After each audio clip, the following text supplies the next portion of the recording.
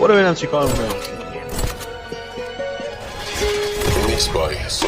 منو خونه جور شدیم هر جو شده، رفتم تو خودمونم رفت تو خودش. کسی که پل بشه میونه شکاف، یعنی باید بگذره از رو خودش. مبارزه واژه من بود اصلا نمیرفت بیرونی جورت تو سرم. من زندگی بیشتر از یک کلمه بله خالشو میکوبیدم رو تنم. دیدم ذهنم تو اتاق ایستاده، همه دیوارا به نقابی چکارن.